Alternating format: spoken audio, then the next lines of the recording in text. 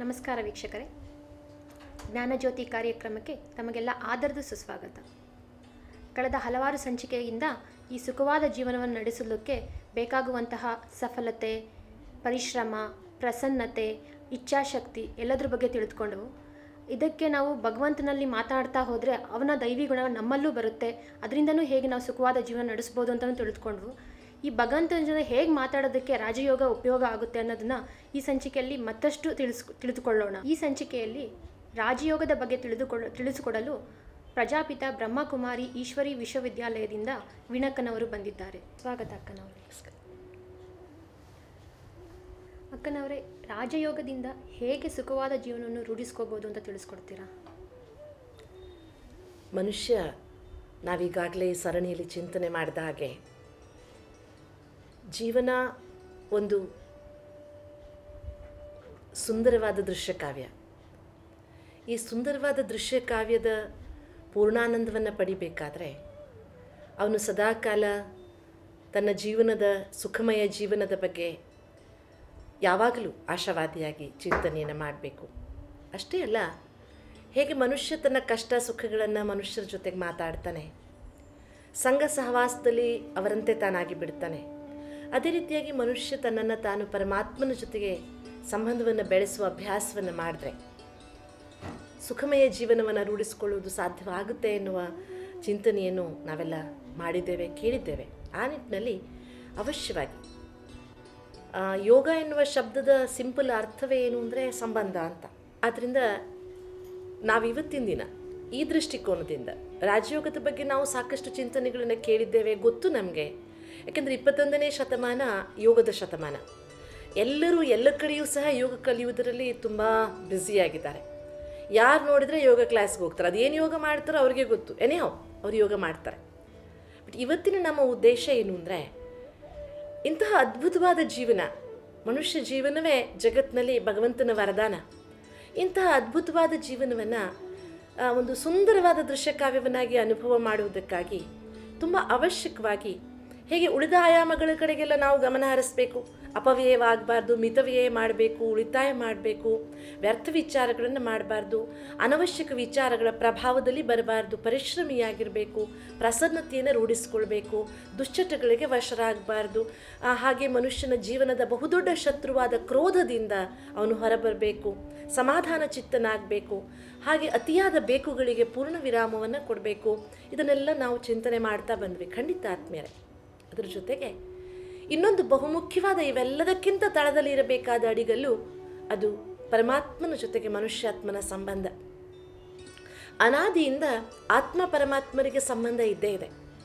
ಆದರೆ ಆತ್ಮ ಜೀವಾತ್ಮನಾದಾಗ, ಮನುಷ್ಯ ಶರೀರವನ್ನು ಪಡೆದಾಗ ಮನುಷ್ಯರ ಜೊತೆಗೆ ಸಂಬಂಧವನ್ನು ಬೆಳೆಸ್ಕೊಳ್ತಾ ಈ ಸೃಷ್ಟಿಕರ್ತನಾದ ಪರಮಾತ್ಮನಿಂದ ತನ್ನನ್ನು ತಾನು ದೂರ ಮಾಡ್ಕೊಂಡ್ಬಿಟ್ಟ. ಏಕೆಂದರೆ ಕಣ್ಣಿಗೇನು ಕಾಣುತ್ತೋ ಅದೇ ಸತ್ಯ ಅನ್ನುವಂಥ ಒಂದು ತತ್ವಕ್ಕೆ ಮಾರು ಹೋದ ಮನುಷ್ಯ ಕಣ್ಣಿಗೆ ಕಾಣುವ ಮನುಷ್ಯರನ್ನೇ ತನ್ನ ಆದರ್ಶವನ್ನಾಗಿ ಗುರುವನ್ನಾಗಿ ಇಟ್ಕೊಂಡ. ದೇಹಧಾರಿಗಳನ್ನು ಪೂಜಿಸೋದಕ್ಕೆ ಶುರು ಮಾಡ್ದ, ದೇವಾನುದೇವತೆಗಳನ್ನು ಪೂಜೆ ಮಾಡ್ದ, ಯಾಕೆಂದರೆ ಅವ್ರ ಕಣ್ಣಿಗೆ ಕಾಣ್ತಾರೆ. ಆದರೆ ಕಣ್ಣಿಗೆ ಕಾಣದ ಅಂತಃಕರಣದ ಆತ್ಮಗುಣದ ಸಂಗಾತಿಯಾದ ಭಗವಂತನನ್ನು ಮರೆತುಬಿಟ್ಟ. ಪರಿಣಾಮ ಸ್ವರೂಪ ಏನಾಯಿತು ಅಂದರೆ, ಐಹಿಕವಾಗಿ ಸುಖವನ್ನು ಹುಡುಕುವುದಕ್ಕೆ ಶುರು ಮಾಡಿದ, ಭೋಗಲಾಲಸೆಗಳಲ್ಲಿ ಸುಖವನ್ನು ಹುಡುಕುವುದಕ್ಕೆ ಶುರು ಮಾಡಿದ, ಹಣದಲ್ಲಿ ಸುಖವನ್ನು ಹುಡುಕುವುದಕ್ಕೆ ಶುರು ಮಾಡಿದ. ಎಲ್ಲ ಕಡೆಯೂ ಏಟು ತಿಂತಾ ಬಂದ, ಎಲ್ಲಿಯೂ ಸಫಲವಾಗಲಿಲ್ಲ. ಸುಖದ ಹೆಸರಿನಲ್ಲಿ ಸವಲತ್ತುಗಳನ್ನು ಬೆಳೆಸ್ಕೊಳ್ತಾ ಹೋದ ಅವನು, ವಿನಃ ಸುಖ ಸಿಗಲಿಲ್ಲ ಅವನಿಗೆ. ಕೊನೆಗೆ ನಿರಾಶನಾಗಿ ನಿಂತಾಗ ನಾವೆಲ್ಲ ಮನುಷ್ಯಾತ್ಮರ ರಚಯಿತನಾದ ಪರಮಾತ್ಮ ಅದು ಹೇಗೆ ಸುಮ್ಮನೆ ಕೂತ್ಕೊಳ್ಳೋಕೆ ಸಾಧ್ಯ ಹೇಳಿ? ಏಕೆಂದರೆ ಮನುಷ್ಯಾತ್ಮರು ಸುಖವಾಗಿ ಬದುಕಲಿ ಅಂತಲೇ ಈ ಸೃಷ್ಟಿಯನ್ನು ಅವನು ನಿರ್ಮಾಣ ಮಾಡಿರೋದು. ಹೀಗೆ ಮನುಷ್ಯಾತ್ಮರು ಸುಖವಾಗಿ ಬದುಕಲಿ ಅಂತ ಸೃಷ್ಟಿಯನ್ನು ನಿರ್ಮಾಣ ಮಾಡಿರುವಂತಹ ಪರಮಾತ್ಮ ಮನುಷ್ಯ ನಿರಾಶನಾದಾಗ, ದುಃಖಿಯಾದಾಗ, ಸುಖದ ಹೆಸರಿನಲ್ಲಿ ತೊಳಲಾಟಕ್ಕೆ ವಶವಾದಾಗ, ಜೀವನದಲ್ಲಿ ವಿಷಾದದಿಂದ ತಳಪಡಿಸ್ತಾ ಇರುವಾಗ ಅವನನ್ನು ಪುನಃ ಸುಖಿಯನ್ನಾಗಿ ಮಾಡುವುದಕ್ಕಾಗಿ, ಅವನ ಜೀವನದ ಸುಖದ ಎಲ್ಲ ಆಯಾಮಗಳನ್ನು ತುಂಬುವುದಕ್ಕಾಗಿ, ರಸಹೀನ ಬದುಕಿನಲ್ಲಿ ಸಮರಸವನ್ನು ತುಂಬುವುದಕ್ಕಾಗಿ, ರಂಗು ಇಲ್ಲದ ಬದುಕನ್ನು ತುಂಬ ಸುಂದರವಾದ ಗುಣಗಳ ರಂಗಿನಿಂದ, ಸದ್ಗುಣಗಳ ರಂಗಿನಿಂದ ತುಂಬುವುದಕ್ಕಾಗಿ ಯೋಗೇಶ್ವರನಾದ ಯೋಗಾಚಾರ್ಯನಾದ ಪರಮಾತ್ಮ ಈ ಜಗತ್ತಿಗೆ ಅವತರಿಸಿದ. ಪರಮಾತ್ಮ ಅವತರಿಸಿದ, ಅದರಿಂದ ಏನಪ್ಪ ಲಾಭ? ಈ ಹಿಂದಿನ ಸಂಚಿಕೆಯಲ್ಲಿ ನಾವು ಕೇಳಿದ ಹಾಗೆ, ಹೇಗೆ ಮಂಜು ಮುಸುಕಿದಾಗ ಮಂಜು ದೂರವಾಗಬೇಕಾದ್ರೆ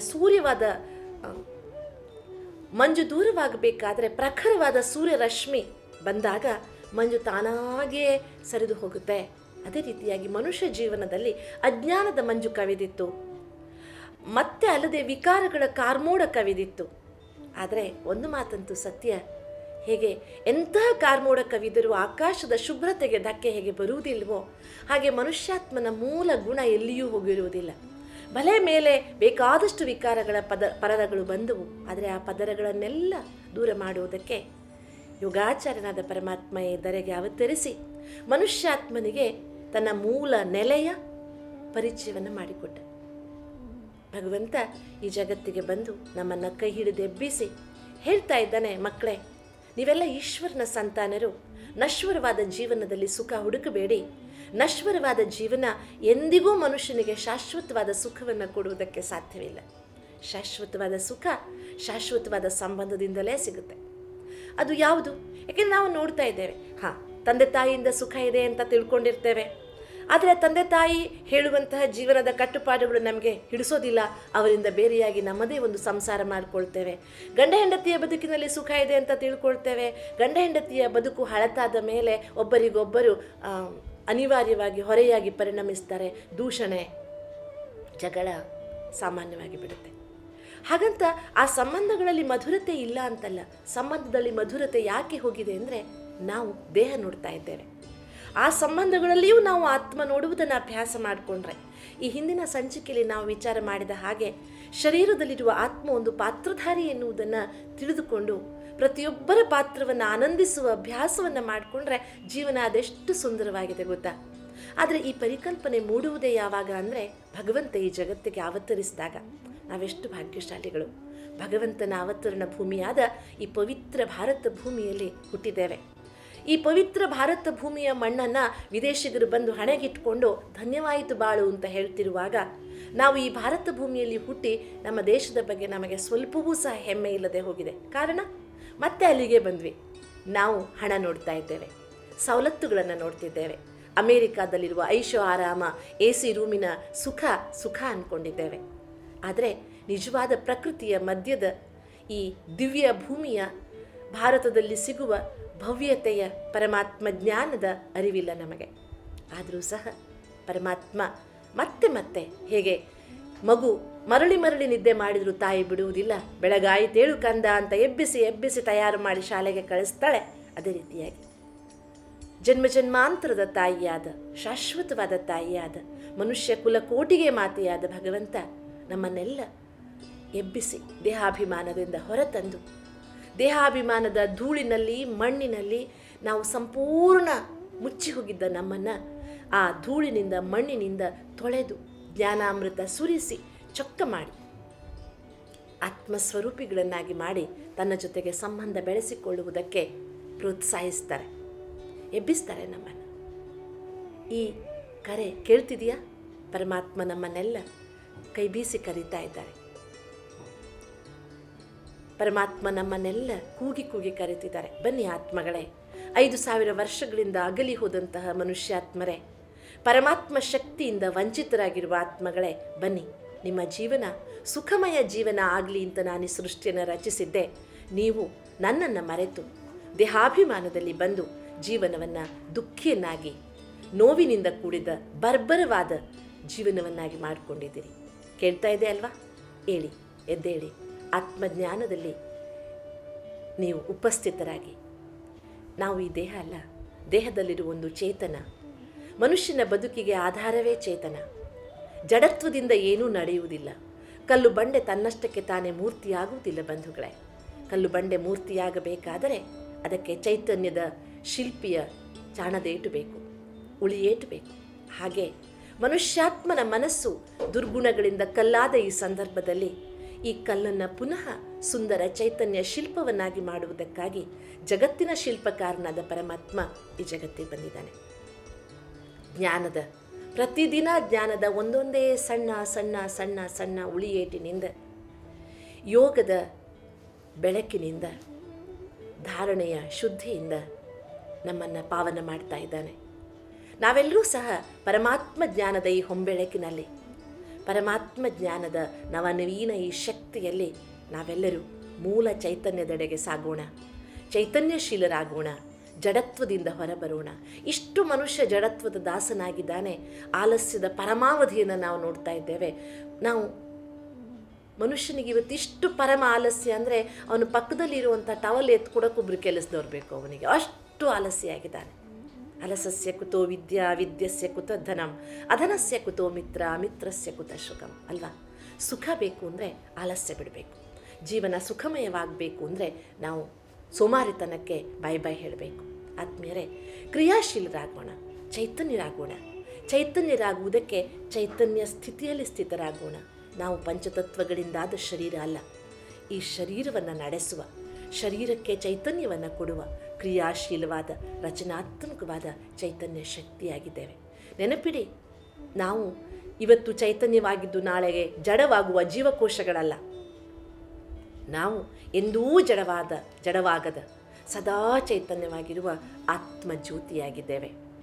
ಆತ್ಮಜ್ಯೋತಿಯಾದ ನಾನು ಜಗತ್ತಿನ ಪರಮಚೇತನವಾದ, ದೇಶ ಭಾಷೆ ವರ್ಣ ವರ್ಗ ಲಿಂಗ ಭೇದಗಳಿಂದ ಅತೀತವಾದ ಪರಬ್ರಹ್ಮನಾದ, ಪರಮಶಿವನಾದ, ಶುಭಕಾರಿ ಕಲ್ಯಾಣಕಾರಿ ಮಂಗಳಕಾರಿಯಾದ ಪರಮಾತ್ಮನ ಸಂತಾನರು. ಅವನ ಆಶೀರ್ವಾದದ ಹಸ್ತ ಸದಾ ನಮ್ಮ ಮೇಲಿದೆ. ಆದರೆ ಆ ಆಶೀರ್ವಾದದ ಹಸ್ತದ ಪ್ರಭಾವ ನಮ್ಮ ಮೇಲಾಗಬೇಕಾದರೆ ದೇಹ ಭಾವದಿಂದ ಹೊರಬರಬೇಕು. ಸರ್ವಶಕ್ತನು, ಸರ್ವಾತ್ಮರ ತಂದೆಯೂ ಆಗಿರುವ ಪರಮಾತ್ಮ, ಪರಂಜ್ಯೋತಿ ಸ್ವರೂಪನಾದ ಪರಮಾತ್ಮನ ಜೊತೆಗೆ ನಮ್ಮ ಬುದ್ಧಿಯ ಸಂಬಂಧವನ್ನು ಜೋಡಿಸಿಕೊಳ್ಳುವುದಿದೆಯಲ್ಲ, ಅದೇ ಯೋಗ. ವಿದೇಶದ ಯಾವುದೋ ಮೂಲೆಯಲ್ಲಿರುವ ಮಗು ಕರ್ನಾಟಕದ ಹಳ್ಳಿ ಮೂಲೆಯಲ್ಲಿರುವ ತನ್ನ ತಂದೆಯನ್ನು, ತಾಯಿಯನ್ನು ನೆನಪು ಮಾಡುವುದಕ್ಕೆ ಯಾವ ಫೋನು ಬೇಡ, ಇಂಟರ್ನೆಟ್ ಬೇಡ. ಮನಸ್ಸಿನಿಂದ ನೆನಪು ಮಾಡುವುದಕ್ಕೆ ಯಾವ ಸಾಧನಗಳು ಬೇಡ. ಅದಕ್ಕೆ ಟೆಲಿಪತಿ ಅಂತ ಹೇಳ್ತಾರೆ. ದೂರದಲ್ಲೆಲ್ಲೋ 10,000 ಕಿಲೋಮೀಟರ್ ದೂರದಲ್ಲಿರುವ ಮಗನಿಗೆ ಹೊಟ್ಟೆ ನೋವು ಬಂದರೆ ಇಲ್ಲಿ ತಾಯಿಗೆ ತಳಮಳ ಶುರುವಾಗುತ್ತೆ. ಯಾವ ಇಂಟರ್ನೆಟ್ಟು ಹೇಳಲಿಲ್ಲ ನಿನ್ನ ಮಗನಿಗೆ ಅಲ್ಲಿ ಹೊಟ್ಟೆ ಬೇನೆ ಬಂದಿದೆ ಅಂತ. ಯಾವ ಟೆಲಿಪತಿ ಹೇಳ್ತದು? ಆ ಟೆಲಿಪತಿ. ಅದು ಹಾಗೆ ಆತ್ಮ ಪರಮಾತ್ಮರ ಮಧ್ಯೆಯೂ ಒಂದು ಅದ್ಭುತವಾದ ಟೆಲಿಪತಿ ಇದೆ. ಆ ಟೆಲಿಪತಿಯೇ ಯೋಗ, ಅದೇ ರಾಜಯೋಗ. ಹೇಗೆ ಪ್ರತಿಯೊಬ್ಬ ತಂದೆ ತಾಯಿ ತಮ್ಮ ಮಕ್ಕಳ ಭವಿಷ್ಯವನ್ನು ಉಜ್ವಲ ಮಾಡುವುದಕ್ಕಾಗಿ ಹಗಲಿರುಳು ಪರಿಶ್ರಮವನ್ನು ಪಡ್ತಾರೆ, ಹಾಗೆ ವಿಶ್ವ ನಿಯಾಮಕನಾದ ಭಗವಂತ ನಮ್ಮ ಪ್ರೀತಿಯ ತಂದೆ, ಯಾರನ್ನ ತಂದೆ ನೀನು, ತಾಯಿ ನೀನು, ಬಂಧು ನೀನು, ಬಳಗ ನೀನು ಅಂತ ನಾವು ಪ್ರಾರ್ಥನೆ ಮಾಡಿದ್ವಿ, ಅಂತಹ ತಂದೆ ನಮ್ಮ ಆತ್ಮಗಳ, ನಾನು ಆತ್ಮನ ಭವಿಷ್ಯವನ್ನು ಉಜ್ವಲ ಮಾಡುವುದಕ್ಕೆ, ಪ್ರತಿಯೊಂದು ಮನುಷ್ಯಾತ್ಮನ ಭವಿಷ್ಯವನ್ನು ಉಜ್ವಲ ಮಾಡುವುದಕ್ಕೆ ನಮ್ಮನ್ನು ಅನಾದಿ ಸ್ವರೂಪದಲ್ಲಿ ಸ್ಥಿತವಾಗುವುದಕ್ಕೆ ಹೇಳ್ತಾ ಇದ್ದಾರೆ. ಈ ದೇಹ ಸಿಗುವುದಕ್ಕೆ ಮುಂಚೆಯೂ ನಾವಿದ್ವಿ, ಈ ದೇಹ ಹೋದ ಮೇಲೂ ನಾವಿರ್ತೇವೆ. ನಾವು ಆತ್ಮ ಅನಾದಿಯಾಗಿದ್ದೇವೆ, ಪರಮಾತ್ಮನು ಅನಾದಿಯಾಗಿದ್ದಾರೆ. ನೋಡಿ, ಆತ್ಮ ಅನಾದಿ ಅಂದ ಮೇಲೆ ಆತ್ಮನ ಗುಣಗಳೆಲ್ಲವೂ ಅನಾದಿ ಅಲ್ವೇ? ಸುಖ, ಶಾಂತಿ, ಪವಿತ್ರತೆ, ಜ್ಞಾನ, ಆನಂದ, ಶಕ್ತಿ ಎಲ್ಲವೂ ಅನಾದಿಯೇ. ನಮ್ಮೊಳಗಿದೆ, ಶಾಶ್ವತವಾಗಿದೆ. ಆದರೆ ಯಾಕೆ ಅನುಭವ ಮಾಡೋಕ್ಕಾಗ್ತಿಲ್ಲ ಹೇಳಿ? ಯಾಕೆಂದರೆ ದೇಹಭಾವ, ಭಗವಂತನ ಜೊತೆಗಿನ ಸಂಬಂಧದ ವಿಯೋಗ. ಊರೆಲ್ಲ ನೆನಪು ಮಾಡ್ತೇವೆ ನಾವು, ಪರಮಾತ್ಮನ ನೆನಪು ಮಾಡುವುದಕ್ಕೆ ಮಾತ್ರ ನಮಗೆ ಪುರುಸೊತ್ತಿಲ್ಲ. ಎಂಥ ವಿಚಿತ್ರವಾದ ಸಂಗತಿ ಅಲ್ಲವೇ? ಹೌದು, ವಿಚಿತ್ರವಾದರೂ ಸತ್ಯ. ಯಾಕೆಂದರೆ ಅವನು ಕಣ್ಣಿಗೆ ಕಾಣುವುದಿಲ್ಲ. ಅಪ್ಪ ಅಮ್ಮ ಕಣ್ಣಿಗೆ ಕಾಣ್ತಾರೆ. ಅವರಿಗೆ ಒಂದೆರಡು ಬೂಟಾಟಿಕೆಯ 4 ಮಾತಾಡಿದರೆ ಸಾಕು, ಮೆಚ್ಚಿ ನಿಮಗೆ 100 ರೂಪಾಯಿ ಹೆಚ್ಚಿಗೆ ಕೊಟ್ಟುಬಿಡ್ತಾರೆ. ಪರಮಾತ್ಮ ಕೊಟ್ಟಿದ್ದೆಲ್ಲಿ ಕಾಣುತ್ತೆ ನಮಗೆ? ನೋಡಿ, ಎಂಥ ಮೂರ್ಖರು ನಾವು. 4 ಆಣೆಯ ಕಾಸಿಗೋಸ್ಕರ ಜೀವನದ ಶಾಶ್ವತ ಸುಖದಿಂದ ವಂಚಿತರಾಗ್ತಾ ಇದ್ದೇವೆ. ಇರಲಿ ಲೌಕಿಕ ಸಂಬಂಧಗಳು ಅದರ ಜಾಗದಲ್ಲಿ, ಆದರೆ ಶಾಶ್ವತವಾದ ಸಂಬಂಧವನ್ನು ಮರೆತರೆ ಶಾಶ್ವತವಾದ ಸುಖದಿಂದಲೂ ವಂಚಿತರಾಗ್ತೇವೆ. ಅರಿವಾಗಿದೆ ಅಲ್ವೇ? ಅದಕ್ಕಾಗಿ ಸುಖಮಯ ಜೀವನವನ್ನು ರೂಪಿಸಿಕೊಳ್ಳುವತ್ತ ನಾವೆಲ್ಲ ಸಾಗಿದ್ದೇವೆ. ಆತ್ಮೀಯರೇ, ಯಾವ ಲೌಕಿಕ ಸಂಬಂಧಿಯು, ಯಾವ ಮನುಷ್ಯನು ಜೀವನ ಸದಾ ಸುಖಮಯವಾಗುವ ಮಾರ್ಗದರ್ಶನವನ್ನು ಕೊಡಲಾಗರ. ಯಾಕೆಂದರೆ ಅವನ ಹತ್ರ ಆ ಸೂತ್ರವೇ ಇಲ್ಲ. ಆ ಸೂತ್ರ ಇರುವುದು ಒಬ್ಬನ ಹತ್ರನೇ. ಯಾರು ಎಂದೂ ದುಃಖಿಯಾಗುವುದಿಲ್ಲವೋ, ಯಾರೆಂದೂ ಯಾರಿಗೆ ದುಃಖ ಕೊಡುವುದಿಲ್ಲವೋ, ಯಾರಿಂದಲೂ ದುಃಖ ಎಂದು ಪಡೆಯುವುದಿಲ್ಲವೋ, ಶಾಶ್ವತವಾದ ಸತ್ಯನಾದ ಪರಮಾತ್ಮ ಅವನೊಬ್ಬನೇ ನಮಗೆ ಸುಖ ಕೊಡಬಲ್ಲ. ಅವನು ಕೊಟ್ಟ ಸರಿ, ತಗೊಳ್ಳೋದು ಹೇಗೆ? ತಗೊಳ್ಳೋ ಕೆಪ್ಯಾಸಿಟಿನೂ ಬೇಕಲ್ರಿ. ತಗೊಳ್ಳೋ ಕೆಪ್ಯಾಸಿಟಿಯನ್ನು ಬೆಳೆಸ್ಕೊಳ್ಳುವುದಕ್ಕೋಸ್ಕರ ನಾವೆಲ್ಲರೂ ಸಹ ಪ್ರೀತಿಯಿಂದ ಪರಮಾತ್ಮನನ್ನು ನೆನಪು ಮಾಡಬೇಕು. ದೇಹ ಭಾವದಿಂದ ಈಚೆ ಬರೋ ಅಭ್ಯಾಸವನ್ನು ಮಾಡಬೇಕು. ಈ ಚಿತ್ರ ಅಂದರೆ 24 ಗಂಟೆ ಕಾಣುವುದು ದೇಹವನ್ನೇ, ನೋಡುವುದು ದೇಹಧಾರಿಗಳನ್ನೇ, ಆದರೂ ಅದನ್ನೇ ಮರಿಬೇಕು. ಹೌದು ಆತ್ಮೀಯರೇ, ಕಣ್ಣಿಗೆ ಕಾಣುವುದೆಲ್ಲವೂ ಸತ್ಯವಲ್ಲ. ಊತಿಕಾಟ ಬಣ್ಣ ಬದಲಾಯಿಸ್ಕೊಳ್ತಾ ಇರುತ್ತೆ. ಹಾಗಂತ ಅದು ಆಗ ಕಂಡಿದ್ದು ಊತಿಕಾಟ ಇದಲ್ಲ ಅಂತ ನಾವು ಹೇಗೆ ಭ್ರಮೆಯಲ್ಲಿ ಬಂದುಬಿಡ್ತೇವೆ. ಅದೇ ರೀತಿಯಾಗಿ ಈ ಗಳಿಗೆಗೊಂದು ಬಣ್ಣ ಬದಲಾಯಿಸುವ ಈ ಜಗತ್ತಿನಲ್ಲಿ ಮನುಷ್ಯರಿಂದ ಸುಖ ಸಿಗುತ್ತೆ ಅಂತ ನಾವು ತಿಳ್ಕೊಂಡ್ರೆ ಅದು ಕೇವಲ ತೋರಿಕೆ ಮಾತ್ರ. ಕ್ಷಣಿಕವಾಗಿ ಸಿಗ್ಬೋದು, ಇಲ್ಲ ಅಂತಲ್ಲ. ಆದರೆ ಆತ್ಮೀಯರೇ, ಆ ಆತ್ಮನಲ್ಲಿಯೂ ನಮಗೆ ಸುಖ ಕೊಡುವಂಥ ಶಕ್ತಿ ಕೊಟ್ಟವನು ಪರಮಾತ್ಮನೇ.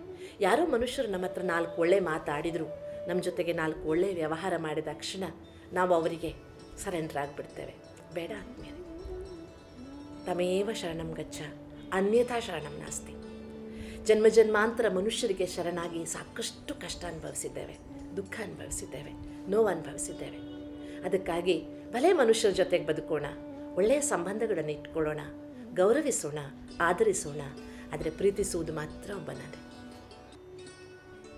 100% ವಿಶ್ವಾಸ ಇಟ್ಕೊಳ್ಳುವುದು ಒಬ್ಬನಲ್ಲೇ.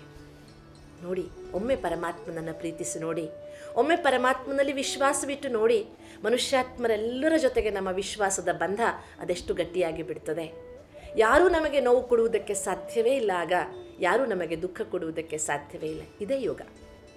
ಎಂಥ ಕಷ್ಟಕರವಾದ ಪರಿಸ್ಥಿತಿಯಲ್ಲಿ ಬೆಳಿಗ್ಗೆ ಎದ್ದಾಗ,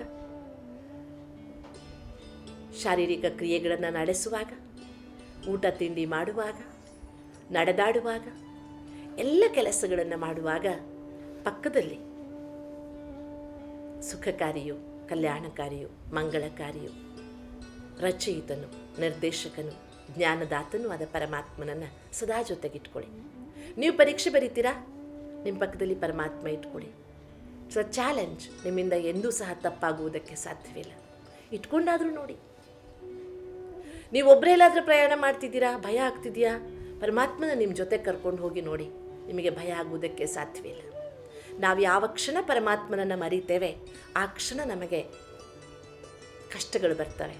ಆದ್ದರಿಂದ ಆತ್ಮೀಯರೇ, ಬಹಳ ಮುಖ್ಯವಾಗಿ ನಂಬರು ನೆಚ್ಚರು ಬರಿದೆಯೇ ಕರೆವರು ನಂಬಲರಿಯರು ಈ ಲೋಕದ ಜನರು, ನಂಬಿ ಕರೆದೊಡೆವೋ ಎನ್ನನೇ ಶಿವನು.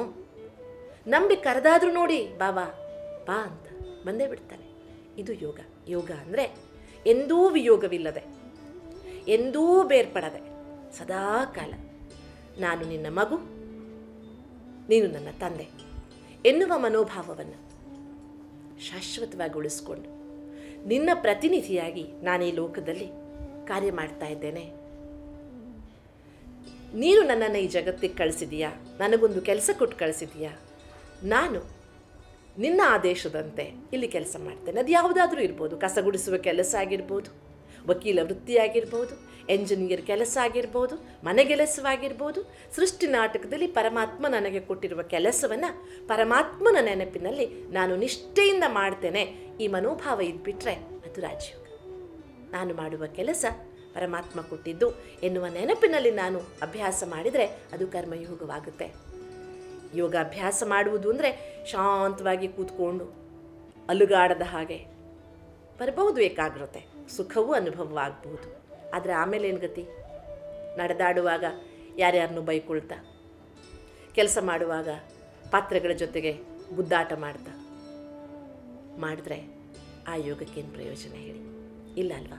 ನಾವು ಮಾಡುವ ಯೋಗ ರಾಜಯೋಗವಾಗಬೇಕಾದ್ರೆ ಅದು ಕರ್ಮಯೋಗವಾಗಬೇಕು, ಅದು ಕರ್ಮಯೋಗವಾಗಬೇಕಾದ್ರೆ ಸಹಜಯೋಗವಾಗಬೇಕು, ಸಹಜಯೋಗವಾಗಬೇಕಾದ್ರೆ ಅದು ಜ್ಞಾನಯೋಗವಾಗಬೇಕು, ಅದು ಜ್ಞಾನಯೋಗವಾಗಬೇಕಾದ್ರೆ ಅದು ದೃಷ್ಟಿಯೋಗವಾಗಬೇಕು. ಕಣ್ ತೆರೆದು ಕೂತ್ಕೊಂಡು ದೃಷ್ಟಿಯನ್ನು ಒಬ್ಬನೇ ಪರಮಾತ್ಮನಲ್ಲಿ ಕೇಂದ್ರೀಕರಿಸಿ ಮನಸ್ಸು ಬುದ್ಧಿಯಿಂದ ಪರಮಾತ್ಮನ ಜೊತೆಗೆ ಸಂಕಲ್ಪಗಳ ಮೂಲಕ ಪ್ರಯಾಣ ಮಾಡುವ ವಿಧಾನವೇ ರಾಜಯೋಗ. ಕಣ್ಣು ಹೊರಗೆ ನೋಡುವುದನ್ನು ಬಿಟ್ಟು ಮನಸ್ಸಿನ ಕಣ್ಣಿನಿಂದ, ಮೂರನೆಯ ಜ್ಞಾನದ ಕಣ್ಣಿನಿಂದ ತನ್ನನ್ನು ತಾನು ನೋಡಿಕೊಳ್ಳುವುದಿದೆಯಲ್ಲ, ಅದು ರಾಜಯೋಗ. ಇದು ಅಪಾರವಾದ ಆನಂದವನ್ನು, ಶಕ್ತಿಯನ್ನು, ಸುಖಮಯವಾದ ಬದುಕನ್ನು ಕಟ್ಟಿಕೊಳ್ಳುವ ಭರವಸೆಯನ್ನು ಮೂಡಿಸುತ್ತೆ. ಆದ್ದರಿಂದ ರಾಜಯೋಗ ಎಂದರೆ ಒಂದು ಭರವಸೆಯ ಬೆಳಕು. ಎಂದೂ ನಂದುವುದಕ್ಕೆ ಸಾಧ್ಯವಿಲ್ಲ, ನಿರಾಶೆ ಎಂದೂ ನನ್ನ ಹತ್ರ ಸುಳಿಯುವುದೂ ಇಲ್ಲ. ಅಂತಹ ಒಂದು ಅತಿ ಶ್ರೇಷ್ಠವಾದ ಶಕ್ತಿ ರಾಜಯೋಗ. ರಾಜಯೋಗ ಪರಮಾತ್ಮ ಆತ್ಮಗಳ ಜೊತೆಗೆ ಮಾತನಾಡುವ ವಿಧಾನ. ಗಮನವಿಟ್ಟು ಕೇಳಿ, ನಾನು ಆತ್ಮ ಮಾತನಾಡುವ ವಿಧಾನ ಹೌದು, ಅಷ್ಟೇ ಅಲ್ಲ, ಅವನೂ ನನ್ನ ಹತ್ರ ಮಾತಾಡ್ತಾನೆ ರಾಜಯೋಗದಲ್ಲಿ. ಭಕ್ತಿಯಲ್ಲಿ ಕೇವಲ ನಾವು ಮಾತಾಡ್ತೇವೆ, ಅವನಾಡಿದ ಮಾತನ್ನು ಕೇಳುವಂತಹ ಪೇಷನ್ಸ್ ನಮಗಿರೋದಿಲ್ಲ. ಆದರೆ ಇಲ್ಲಿ ಅವನು ಮಾತಾಡ್ತಾನೆ, ನಾವು ಕೇಳ್ತೇವೆ. ವಾಹ್, ಎಂಥ ಅದ್ಭುತವಾದಂತಹ ವಾರ್ತಾಲಾಪ ಇರಬಹುದು ಅದು. ಮನುಷ್ಯಾತ್ಮ ನಾನು ಪರಮಾತ್ಮನ ಜೊತೆಗೆ ಮಾತನಾಡ್ತೇನೆ. ಕನಸಾದರೂ ಕಂಡಿದ್ರೆ ಯಾವತ್ತಾದ್ರೂ ನಾನು ಮನುಷ್ಯಾತ್ಮ ಪರಮಾತ್ಮನ ಹತ್ರ ಮಾತಾಡಬಹುದು ಅಂತ? ಅಯ್ಯೋ, ಯಾಕೆ ಹೆದರ್ತೀರಾ? ಮಾತು ಕಲ್ಲನ್ನು ಕರಗಿಸುತ್ತೆ ಅಂತ ಒಂದು ಗಾದೆ ಇದೆ. ಕಲ್ಲು ಕರಗುತ್ತೆ ಅಂದಮೇಲೆ ನನ್ನ ಮನಸ್ಸಿನ ಮಾತು ಪರಮಾತ್ಮನನ್ನು ಮುಟ್ಟೋದಿಲ್ವಾ? ಮುಟ್ಟುತ್ತೆ. ಅದರಿಂದ ರಿಸಲ್ಟ್ ಏನು ಗೊತ್ತಾ? ಕಲ್ಲಾಗಿರುವ ನನ್ನ ಆಂತರಿಕ ಶಕ್ತಿಗಳು ಪಾರಸಮಣಿಯ ಹಾಗೆ ಹೊಳೆಯುವುದಕ್ಕೆ ಶುರುವಾಗ್ತವೆ. ಜಡವಾಗಿ ಹೋದ ಆತ್ಮ ಗುಣಗಳೆಲ್ಲ ಸಚೇತನವಾಗ್ತವೆ. ನನ್ನ ಜೀವನ ಎನ್ನುವ ಹೂಬನದಲ್ಲಿ ಬೆಳೆದಿರುವ ಕಳೆಗಳೆಲ್ಲ ನಾಶವಾಗಿ ಕೇವಲ ಸದ್ಗುಣಗಳ ಹೂವೇ ಅರಳುತ್ತೆ. ಆಗ ನನ್ನ ಜೀವನ ಎನ್ನುವ ಹೂಬನ ನೋಡುವುದಕ್ಕೆ 100 ಕಣ್ಣು ಸಾಲುವುದಿಲ್ಲ. ಅತ್ಯುತ್ತಮವಾದ ಜೀವನ ನನ್ನದಾಗುತ್ತೆ. ಅದಕ್ಕಾಗಿ ಏನೂ ಮಾಡಬೇಕಾಗಿಲ್ಲ. ಸದಾ ಕಾಲ ಎಂದೂ ಮರಿಬೇಡಿ, ಪರಮಾತ್ಮನನ್ನು ಕೈ ಬಿಡಬೇಡಿ. ಅವನನ್ನು ಸದಾ ಜೊತೆಗಿಟ್ಕೊಳ್ಳಿ. ತಂದೆಯಾಗಿ, ತಾಯಿಯಾಗಿ, ಬಂಧುವಾಗಿ, ಬಳಗವಾಗಿ, ಸ್ನೇಹಿತನಾಗಿ, ಜೊತೆಗಾರನಾಗಿ, ಪ್ರಿಯತಮನಾಗಿ ಸದಾ ಕಾಲ ನಮ್ಮ ಜೊತೆ ಒಡನಾಡಿಯಾಗಿ ಪರಮಾತ್ಮನನ್ನು ಇಟ್ಕೊಂಡ್ರೆ ನಾವು ಬಹಳ ಸುಂದರವಾದಂತಹ, ಸುಖಮಯವಾದಂತಹ, ಸುಶೀಲವಾದಂತಹ, ಸಮೃದ್ಧವಾದಂತಹ ಯೋಗಿ ಜೀವನವನ್ನು ನಡೆಸುವುದಕ್ಕೆ ಸಾಧ್ಯವಾಗುತ್ತೆ. ಅಕ್ಕನವರ ಈ ರಾಜಯೋಗದ ಬಗ್ಗೆ ನಮ್ಗೆ ಬಹಳಷ್ಟು ವಿಷಯ ತಿಳಿಸಿದ್ದೀರಾ. ಇದೊಂದು ಆತ್ಮ ಮತ್ತು ಪರಮಾತ್ಮಗಳ ಜೋಡಣೆ, ಪರಮಾತ್ಮನಲ್ಲಿ ಹೇಗೆ ಮಾತಾಡ್ಬೋದು, ಪರಮಾತ್ಮ ನಮ್ಗೆ ಹೇಗೆ ಮಾತಾಡ್ತಾನೆ ಅಂತ ತಿಳಿಸ್ತಾ ಇದ್ದೀರಾ. ಇದನ್ನು ಹೇಗೆ ಮಾಡೋದು ಅಂತ ನಮ್ಮ ವೀಕ್ಷಕರಿಗೆ ತಿಳಿಸ್ಕೊಡ್ತೀರಾ? ಅಂದರೆ ರಾಜಯೋಗದ ವಿಧಾನವನ್ನು ಖಂಡಿತವಾಗಿ. ಯಾಕೆಂದರೆ ನಾವು ಪ್ರತಿಯೊಬ್ಬರೂ ಸಹ ನಮ್ಮ ಮನೆಯಲ್ಲಿ ಹಾಗೆ ಕೇಂದ್ರಗಳಲ್ಲಿ ಸಾಮೂಹಿಕ ರಾಜಯೋಗವನ್ನು ಅಭ್ಯಾಸ ಮಾಡುವುದರಿಂದ ಮನೆಗಳಲ್ಲಿ ನಾವು ವ್ಯಕ್ತಿಗತವಾಗಿ ಮಾಡಿಕೊಳ್ತೇವೆ. ಅದರ ಜೊತೆಗೆ ರಾಜಯೋಗದ ಹೆಚ್ಚಿನ ಪರಿಣಾಮ ಆಗುವುದು ನಾವೆಲ್ಲರೂ ಸಂಘಟಿತವಾಗಿ. ಯಾವಾಗಲೂ ಸಂಘಟನೆಯಲ್ಲಿ ಬಲ ಇದೆ. ಒಟ್ಟಿಗೆ ಕೂತು 10-6 ಜನ ಒಂದೇ ಮನಸ್ಥಿತಿಯಲ್ಲಿ ಪರಮಾತ್ಮನ ಜೊತೆಗೆ ಮಾತನಾಡಿದಾಗ ಜೀವನದಲ್ಲಿ ಅದ್ಭುತವಾದ ಬದಲಾವಣೆಯನ್ನು ತಂದುಕೊಳ್ಳೋದಕ್ಕೆ ಸಾಧ್ಯ ಇದೆ. ಪ್ರತಿಯೊಬ್ಬರಿಗೂ ಇವತ್ತು ಬೇಕು. ಮನೆಯಲ್ಲಿ ಪ್ರತಿಯೊಬ್ಬರೂ ಮಾಡಬೇಕು. ಮಕ್ಕಳಿಗೂ ಸಹ ರಾಜಯೋಗ ಮಾಡುವುದನ್ನು ಕಲಿಸಬೇಕು. ಆಗ ಮಾತ್ರ ನಾವು ಮುಂದಿನ ಪೀಳಿಗೆಗೆ ಒಂದು ಸುಖಮಯ ಜೀವನ ಶೈಲಿಯನ್ನು ಬಳುವಳಿಯಾಗಿ ಕೊಡುವುದಕ್ಕೆ ಸಾಧ್ಯವಾಗುತ್ತೆ. ಅದಕ್ಕೆ ಎಲ್ಲರೂ ಸಹ ಚಿಕ್ಕವರು, ದೊಡ್ಡವರು, ಮುದುಕರು ಅನ್ನುವ ವ್ಯತ್ಯಾಸವಿಲ್ಲದೆ ಸರ್ವಶಕ್ತನಾದ ಪರಮಾತ್ಮನನ್ನು ಕೇವಲ ಪೂಜೆ ಮಾಡುವುದಲ್ಲ, ನಾವು ಅವನ ಹಾಗೆ ಪೂಜ್ಯರಾಗುವುದಕ್ಕಾಗಿ ಅವನನ್ನು ನೆನಪು ಮಾಡುವುದು. ಸರಳವಾದ ಶಬ್ದದಲ್ಲಿ ಅದು ರಾಜಯೋಗ. ನಾವೀಗ ಅದನ್ನು ಅಭ್ಯಾಸ ಮಾಡೋಣ. ರಾಜಯೋಗದ ಬಗ್ಗೆ ನಾವೀ ದಿನ ಹೇಗೆ ಅಭ್ಯಾಸ ಮಾಡುವುದು ಅಂತ ಕೆಲವು ನಿಮಿಷಗಳ ಅಭ್ಯಾಸ ಮಾಡೋಣ. ಆದರೆ ಎಲ್ಲರಲ್ಲಿ ನನ್ನದೊಂದು ವಿನಂತಿ ಏನು ಅಂದರೆ, ರಾಜಯೋಗವನ್ನು ವಿಧಿಪೂರ್ವಕವಾಗಿ ಅಭ್ಯಾಸ ಮಾಡುವುದಕ್ಕೆ ಈಶ್ವರಿ ವಿಶ್ವವಿದ್ಯಾಲಯದ ಕೇಂದ್ರಗಳಿಗೆ ಹೋಗಿ ಒಂದು 7 ದಿನಗಳ ರಾಜಯೋಗದ ಅಭ್ಯಾಸದ ವಿಧಿ ಇದೆ. ಅದನ್ನು ಪ್ರತಿಯೊಬ್ಬರೂ ತಿಳ್ಕೊಳ್ಬೇಕು. ರಾಜಯೋಗಕ್ಕೆ 4 ಪೂರಕವಾದ ಅಂಶಗಳು: ಪರಿಚಯ, ನಿಶ್ಚಯ, ಸಂಬಂಧ ಹಾಗೂ ಪ್ರೀತಿ. ನನ್ನ ಹಾಗೂ ಪರಮಾತ್ಮನ ಪರಿಚಯ ಬೇಕು, ನನ್ನ ಮೇಲೆ ನನಗೆ ನಿಶ್ಚಯ ಇರಬೇಕು, ಪರಮಾತ್ಮನಲ್ಲಿ ನಿಶ್ಚಯ ಇರಬೇಕು, ನನ್ನ ಅವನ ಮಧ್ಯದ ಸಂಬಂಧದ ಅರಿವಾಗಬೇಕು, ಹಾಗೂ ನನ್ನ ಮೇಲೆ ನನಗೆ ಪ್ರೀತಿ ಇರಬೇಕು. ಯಾವ ಮನುಷ್ಯನಿಗೆ ಸೆಲ್ಫ್ ರೆಸ್ಪೆಕ್ಟ್ ಇಲ್ಲ, ಅವನನ್ನು ಯಾರೂ ಗೌರವಿಸೋದಿಲ್ಲ ಜಗತ್ತಿನಲ್ಲಿ. So have respect first. ತನ್ನ ಬಗ್ಗೆ ತನಗೆ ರೆಸ್ಪೆಕ್ಟ್ ಇರಲಿ. ನನ್ನ ಬಗ್ಗೆ ನನಗೆ ರೆಸ್ಪೆಕ್ಟ್ ಇರಬೇಕಾದ್ರೆ ನನ್ನನ್ನು ನಾನು ಗೌರವಿಸಬೇಕು. ನನ್ನನ್ನು ನಾನು ಗೌರವಿಸಬೇಕಾದ್ರೆ ನನ್ನ ಬಗ್ಗೆ, ನನ್ನ ವ್ಯಕ್ತಿತ್ವದ ಬಗ್ಗೆ, ನನ್ನ ಅಂತರಾಳದ ಬಗ್ಗೆ ನನಗೆ ಪ್ರೀತಿ ಬೇಕು. ಅದ್ರ ಜೊತೆಗೆ ನಾವೆಲ್ಲರೂ ಸಹ ಪರಮಾತ್ಮನನ್ನು ಅರ್ಥ ಮಾಡಿಕೊಳ್ಬೇಕು. ಅದಕ್ಕೆ ಮತ್ತೊಮ್ಮೆ ತಮ್ಮಲ್ಲಿ ವಿನಂತಿಸ್ತಾ, ಈಗ ನಾವೇನು ರಾಜಯೋಗದ ವಿಧಿಯನ್ನು ಅಭ್ಯಾಸ ಮಾಡ್ತೇವೆ, ಇದನ್ನು ಸರಿಯಾಗಿ ಅಭ್ಯಾಸ ಮಾಡಿ ಅಂತ ಹೇಳ್ತಾ ನಾವೆಲ್ಲರೂ ಈಗ ಪರಮಾತ್ಮನ ಜೊತೆಗೆ ಸಂಬಂಧ ಸ್ಥಾಪಿಸಿಕೊಳ್ಳೋಣ. ಸಾಧ್ಯವಾದಷ್ಟು ಕಣ್ಣು ತೆರೆದಿಟ್ಕೊಂಡು ನಾವು ಬುದ್ಧಿಯ ಯಾತ್ರೆಯನ್ನು ಪ್ರಾರಂಭಿಸಬೇಕು. ಮನಸ್ಸು ಬುದ್ಧಿಯನ್ನು 2 ಹುಬ್ಬುಗಳ ಮಧ್ಯೆ ಭ್ರುಕುಟಿಯಲ್ಲಿ ಕೇಂದ್ರೀಕರಿಸಿ ಈ ಶರೀರ ಎನ್ನುವ ಸುಂದರವಾದ ಮಂದಿರದಲ್ಲಿ 2 ಹುಬ್ಬುಗಳ ಮಧ್ಯೆ ಪ್ರಕಾಶಮಾನವಾಗಿ ಹೊಳೆಯುತ್ತಿರುವ ಚೈತನ್ಯ ಶಕ್ತಿ ನಾನು ಆತ್ಮ. ಕಣ್ಣಿನಿಂದ ನೋಡುವ, ಕಿವಿಯಿಂದ ಕೇಳುವ, ಬಾಯಿಯಿಂದ ಮಾತನಾಡುವ ಕ್ರಿಯಾಶೀಲ ಚೈತನ್ಯ ಶಕ್ತಿಯಾದ ನಾನು ಮನಸ್ಸು ಬುದ್ಧಿ ಸಂಸ್ಕಾರಗಳ ಸಹಿತವಾಗಿ ಕಾರ್ಯ ಮಾಡ್ತೇನೆ. ಸರ್ವಶಕ್ತನು, ಅವ್ಯಕ್ತನು, ಅಭೋಕ್ತನು, ಅಯೋನಿಜನು, ಸ್ವಯಂಭುವು, ಸರ್ವಮಾನ್ಯನು, ಸರ್ವಜ್ಞನೂ ಆದ ಜ್ಯೋತಿರ್ಬಿಂದು ಶಿವ ಪರಮಾತ್ಮನ ಮಗು ನಾನು ಆತ್ಮನಾಗಿದ್ದೇನೆ. ನಾನು ಆತ್ಮ ತಂದೆಯ ಜೊತೆಗೆ ಸದಾ ಇರ್ತೇನೆ. ತಂದೆ ಶಿವನಿಂದ ಜ್ಞಾನದ ಗುಣದ ಭಂಡಾರಗಳನ್ನೇ ಪಡೀತೇನೆ. ತಂದೆಯಿಂದ ಪಡೆದದ್ದನ್ನು ಎಲ್ಲರಿಗೂ ಹಂಚುತ್ತೇನೆ. ನಾನು ಭಾಗ್ಯಶಾಲಿ. ವಿಶ್ವಪಿತನೇ ನನ್ನ ತಂದೆಯಾಗಿದ್ದಾನೆ. ಸರ್ವಶಕ್ತಿವಂತನಾದ ಶಿವ ಪರಮಾತ್ಮ ನನ್ನ ಕೈ ಹಿಡಿದಿದ್ದಾನೆ. ಆತ್ಮನಾದ ನಾನು ಶಾಂತಿ ಸಾಗರನಾದ ಪರಮಾತ್ಮನ ಮಗು, ಶಾಂತ ಸ್ವರೂಪಿಯಾಗಿದ್ದೇನೆ. ಸಮಾಧಾನ ಸ್ವರೂಪಿಯಾಗಿದ್ದೇನೆ. ನಾನು ಆತ್ಮ ಪರಮಾತ್ಮನ ಮಡಿಲಿನಲ್ಲಿ ಸಂಪೂರ್ಣ ಸಮಾಧಾನವಾಗಿದ್ದೇನೆ. ಮನಸ್ಸು ಹರ್ಷಿತವಾಗಿದೆ. ಜೀವನ ಸುಖಮಯವಾಗಿದೆ. ಸುಖ ಸಾಗರನ ಜೊತೆಗೆ ಇಡೀ ಜೀವನ ಸುಖಮಯವನ್ನಾಗಿ ಮಾಡಿಕೊಳ್ತೇನೆ. ನಾನು ಸಚ್ಚಿದಾನಂದ ಸ್ವರೂಪನಾದ ಸತ್ಯಂ ಶಿವಂ ಸುಂದರಮಾಗಿರುವ ಸುಖ ಸಾಗರ ತಂದೆಯ ಸುಖ ಸ್ವರೂಪಿ ಆತ್ಮನಾಗಿದ್ದೇನೆ.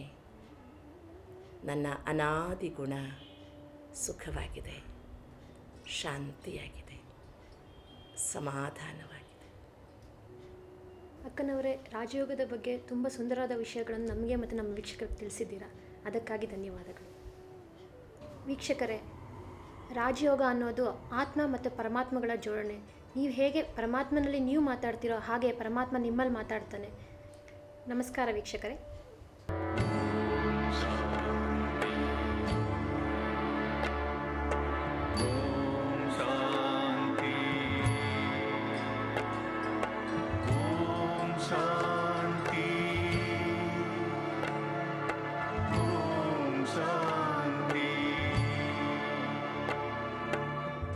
ಆದಿಯ ಮಂತ್ರವು ಅಂತ್ಯದ ಮಂತ್ರವು ಓಂ ಶಾಂತಿ ಓಂ ಶಾಂತಿ.